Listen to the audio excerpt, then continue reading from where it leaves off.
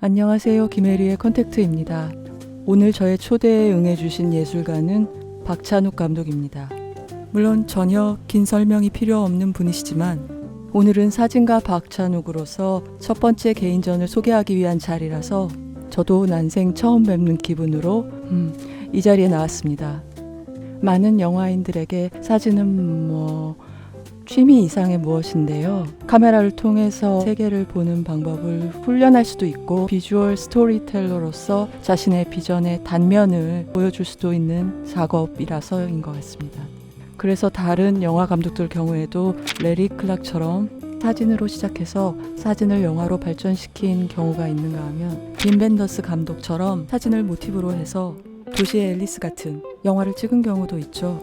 박찬욱 감독님이 사진가경 감독의 클럽에 가입하신 거는 최근의 일은 아니에요. 하지만 개인전은 오는 10월 부산의 국제갤러리에서 열리는 Your Faces, 너의 표정이라는 전시회가 처음입니다. 그리고 같은 제목의 사진집도 발행될 예정입니다. 그래서 오늘 인터뷰 중에는 작품집 사진전의 일부를 감독님 소개로 미리 감상하시는 특별한 시간도 가져보려고 합니다. 그럼 감독님 모시겠습니다.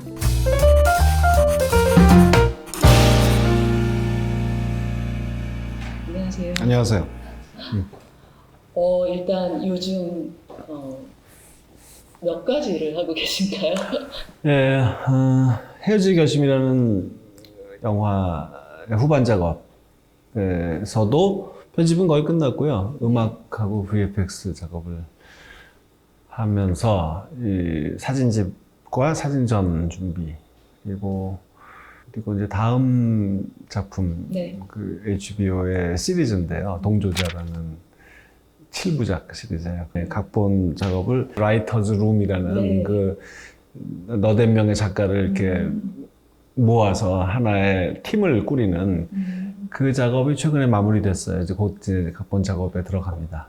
감독님 개인 작업 말고도 모필름 대표로서 예, 제작자로서 예. 기획하고 준비하는 일도 많으실 것 같습니다. 예, 그렇죠. 전란이라는 사극도 있고 김상만 감독, 그다음에 오늘 처음 공개하지만 이경미 감독하고도 작품을 하나 하기로 계약을 했었습니다. 반가운 소식을 들려주셔서 예. 감사합니다. 제 기억에 감독님은 이제 최근이라고 하면 한 10여 년 정도는 항상 뵙게 되면 배낭 하나에 그다음에 카메라와 가방을 한쪽 어깨에 겹쳐 메고 다니셨던 것 같아요. 네. 근데 이제 제가 알기로는 사진을 찍기 시작하신 거는 영화를 만들기도 전, 그러니까 대학 시절부터인 걸로 알고 있거든요. 예. 어떻게 사진을 찍기 시작하셨는지 모르는 분들이 많으실 테니까 소개해 주시겠어요?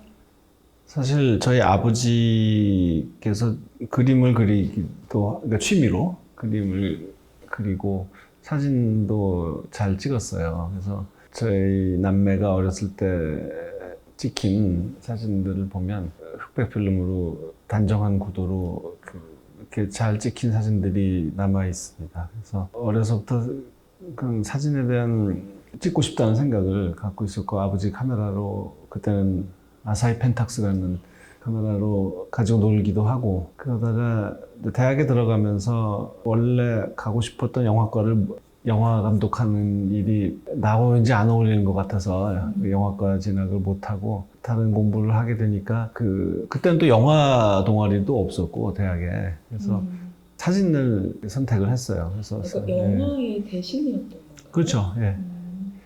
또 미술도 하고 싶었고 영화도 하고 싶었는데 그 이도저도 다 안 되니까 그 비슷한 사진에 끌렸죠. 사진 동아리에 들어가서 거리를 다니면서 그 소위 거리 사진이라고 하는 분야에 시작을 하게 됐습니다. 그런데 이제 감독님이 대학을 다니던 시대는 아무래도 대학생들의 동아리 활동도 정치적인 함의를 벗어나기는 어려웠을 시대니까 예. 사회 모순을 보여준다거나 아니면 민중들의 생활 공간을 찍는 사진들이 많았을 것 같아요. 맞아요.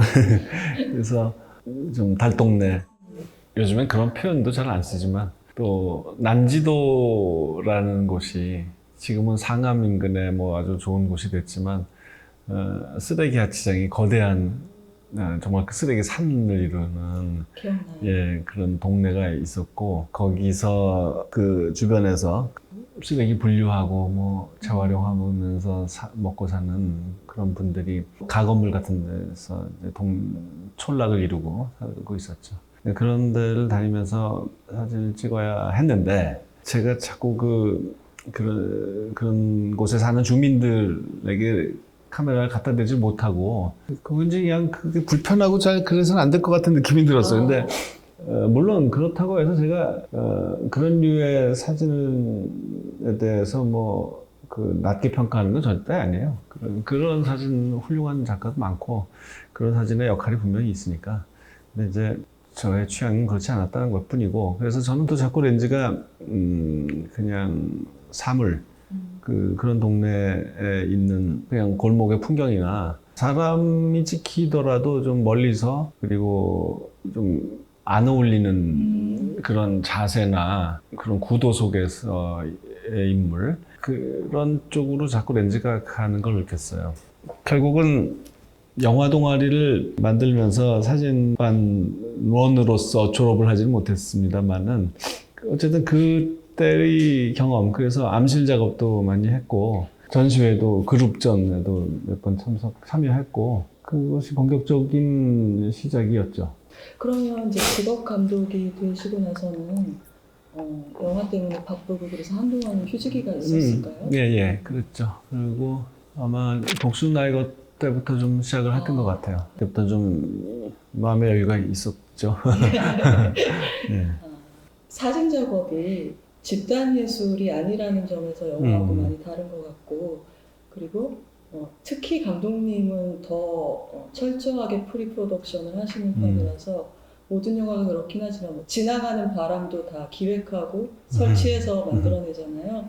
근데 또 사진의 경우는 피사체를 내가 만들지 않고 그냥 우연히 예기치 못한 것들을 그냥 포착하는 예술이라는 점에서 대척점에 있지 않나 싶은데, 어떻게 영화 감독으로서 해오신 일과 그 영화라는 매체랑 상호 보완적인 면이 있다고 생각하시는지. 물론 사진도 스튜디오에서나 뭐 이렇게 여러 가지로 연출을 해서 야외에서라도 연출을 해서 찍는 작가들도 있죠. 근데 그런 종류가 아니고 제가 찍는 것은 정말 안무 연출도 없고 조명도 없고 그냥 있는 그대로를 발견하는 사진의 분야죠.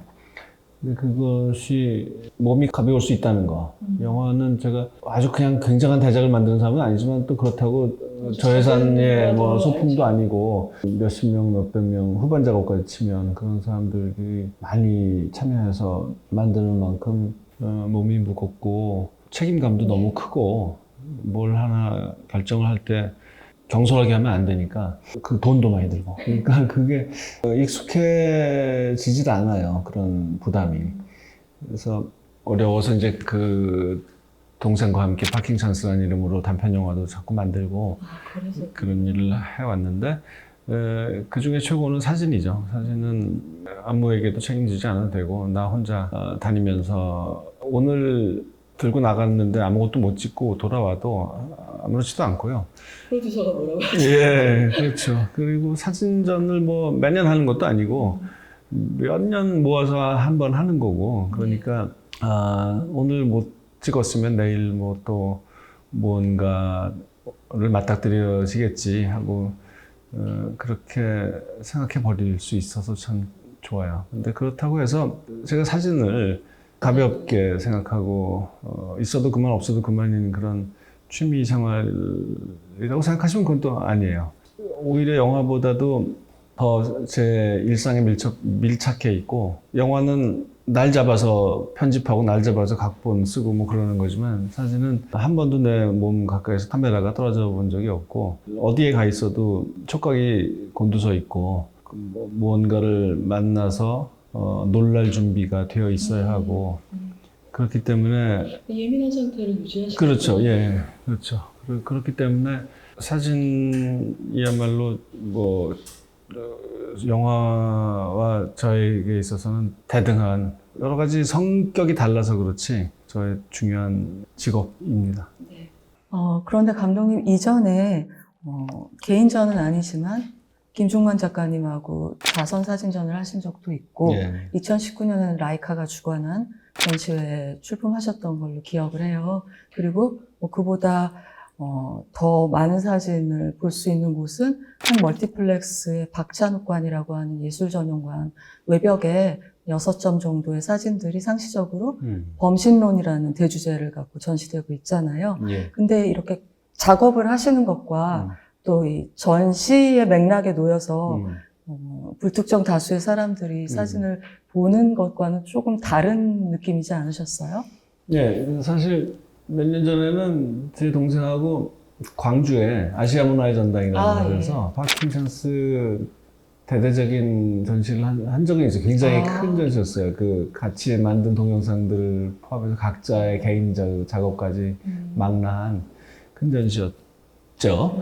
그때도 많은 작품을 선보인 적은 있는데 또 용산에서 하는 전시는 6점밖에 안 되지만 넉 달에 한 번씩 교체를 하거든요. 그래서 관심만 있다면 계속 여러 작품을 보실 수 있는 기회이긴 하지만 뭐니 해도 이번 전시회는 이제 처음으로 하는 개인전이고 그 갤러리라는 좀 집중할 수 있는 공간에서 하는 것이라서 또 상업 갤러리에서 하는 거라서 작품 팔기도 해야 돼요.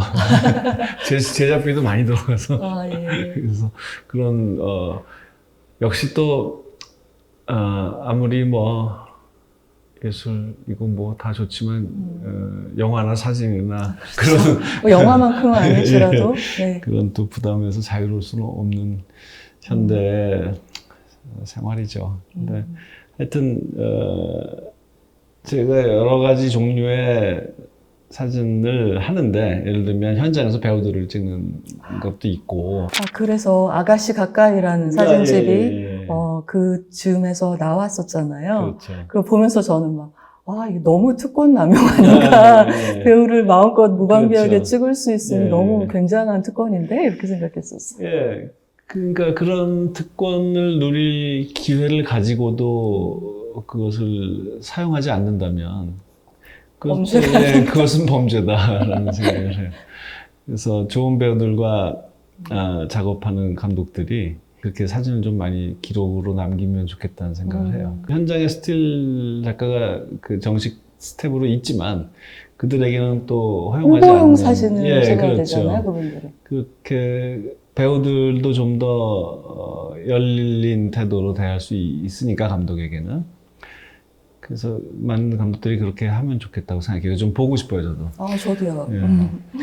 그래서 이번에 첫 전시회에 선택하신 사진들은 제가 알기로는 이제 기간으로 말하자면 스토커부터 예. 이번에 헤어진 결심까지 만드시는 기간 동안 찍은 사진들이고 그렇죠. 영화 기준으로 보면 그렇죠. 그렇죠. 그러니까 영화 감독의 인생은 작품을 기준으로 분류되니까. 사실 사진을 기준으로 보자면 디지털 카메라를 사용한 시기부터죠. 그런 의미가 또 있었군요. 예. 디지털로 전환하신 게 몇 년? 그 무렵이에요. 그래서 그전에는 물론 당연히 필름을 쓰고 35mm 카메라도 쓰고 중형 카메라도 쓰고 했죠. 그런데 디지털 카메라가 이제 어느 정도 수준으로 성능이 향상됐다는 것이 확인된 다음부터는 쓰기 시작했는데 아무래도 그 필름으로 돌아가기는 어렵더라고요. 그렇죠. 쉬우니까. 저는 집도 파주고 그래가지고 현상소 찾아가기도 너무 힘들고요. 그래서 디지털만 쓰고 있어요. 그래서 필름으로 예전에 찍었던 사진들은 언젠가 따로 그걸 분류해서 책을 내거나 전시를 하거나 하는 생각인데 그렇다고 뭐 사진 자체에 무슨 큰 변화가 있다고 느끼지 않아요. 어차피 디지털 카메라를 써도 마구 막 눌러대고 뭐 그러는 성격도 아니고 멋진 순간을 발견해도 기껏해야 뭐 서너 샷을 찍고 마는 거니까 필름일 때가 비슷한 것 같아요. 뭐 연사나 막 이런 건 잘 하지 않으시죠? 어차피 오토포커스 카메라도 안 쓰고요. 그런 길다면 긴 세월 동안 찍은 사진들 중에 골랐는데 아까 말씀드린 것처럼 배우들 사진, 그러니까 인물 사진은 없고 배제하셨고. 또 뮤지엄에서 찍는 시리즈가 있는데 그것도 뺐고 또 제가 절을 좋아해서 절 다니는 걸 좋아해서 사찰 사진들이 예 그런 있군요. 것이 많이 있어요. 그것도 나중에 따로 분류할 생각이고요. 또 절하고 약간 겹치는 면이 있지만 나무 사진 많이 찍고 있거든요. 그것도 거의 뺐고요. 그리고 아가씨 가까이에 수록된 사진들, 네. 풍경조차도 그것들은 다 뺐고요. 근데 그렇게 모아놓고 보니까 알게 되는 것들도 있잖아요. 네. 내가 주로 이런 순간에 셔터를 눌렀구나, 그렇죠. 감흥이 있었구나라는 거. 네. 뭐라고 예상을 하고 전시장을 가면 좋을까요? 일단 그 풍경과 정물들인데 쉽게 말해서 그게 뭐 그런 회화의 분류가 우리 옛날 분류죠. 근데 그것이 구별이 안 되는 풍경이 정물 같고 정물이 풍경 같은 그런 류의 사진이고 아름다운 그런 절경이랄까 그런 것은 없고 관습적으로 우리가 아름답다 하는 그런 풍경은 아니다. 예, 그런 것은 저보다 잘 찍는 분들이 많고 또 좋은 카메라로 비싼 거 큰 카메라로 잘 찍는 사람들 또 아마추어들이 기가 막힌 절묘한 타이밍에 포착한 그런 이미지가 인터넷에 넘쳐나니까 그런 것은 저에게 큰 감흥이 없고 그래서 그런 걸 기대하시면 실망할 것 같고요. 그냥 뭐 이런 것을 찍었을까? 이따위를 이런 하찮은 것들을 찍었을까 하는 생각이 들 만한 풍경과 사물들인데 그것이 어떻게 절묘하게 어떤 그 기후라든가 계절, 그 하루의 시간대 몇 시이냐, 그날의 그 해가 어떤 상태냐, 구름과 에 따라서 그리고 이제 카메라가 어느 앵글에 가서 위치해 있느냐, 감독님이 어디서 계시느냐, 그렇죠. 감독님 기분이 어떠냐, 그렇죠. 어떤 높이에서 뭐 1cm 차이여도 그 어떤 렌즈를 썼느냐, 관광 렌즈냐, 망원 렌즈냐, 또 나와 피사체 사이의 거리가 얼마나 떨어져 있느냐. 그거는 영화랑 비슷하네요. 예, 그렇죠. 예. 카메라랑 인물의 심리적 거리나 물리적 거리나 이런 예, 거. 그게 아주 적당하지 않으면 뭔가가 흩어지죠. 그래서 그게 잘 맞아 떨어진 순간을 어떤 때는 그냥 우연히 맞닥뜨리기도 하고 어떤 때는 좀 기다렸다가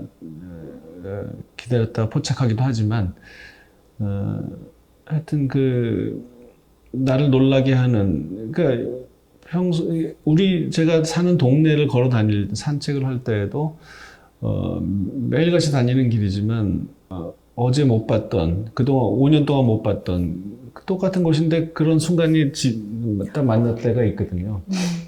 그건 나무가 자라도 어떤 때는 계절에 따라 다 다르니까 하필 그 순간에 내가 있었다는 그래서 목격할 수 있었다는 것이 나한테 큰 사건처럼 느껴지고 그것을 남에게 이렇게 보이면서 함께 음미해보자고 제안할 그런 가치가 있다고 느끼는 그런 찰나 그것이죠. 사진을 말로 설명하는 것이 좀 한계가 있고 여러분들이 그 어떤 이미지들일까 좀 궁금하실 것 같아서 이제 일부 사진들을 이제 직접 여러분들이랑 같이 보면서 그 사진 찍을 때 정황이라든가 어떤 데 매료되셔서 그 순간을 선택을 하셨는지 얘기해 보려고 해요. 첫 번째 사진은 이거는 리우데자네이로 브라질 리우데자네이로군요. 한국은 아닐 거라고 생각했어요. 그렇죠.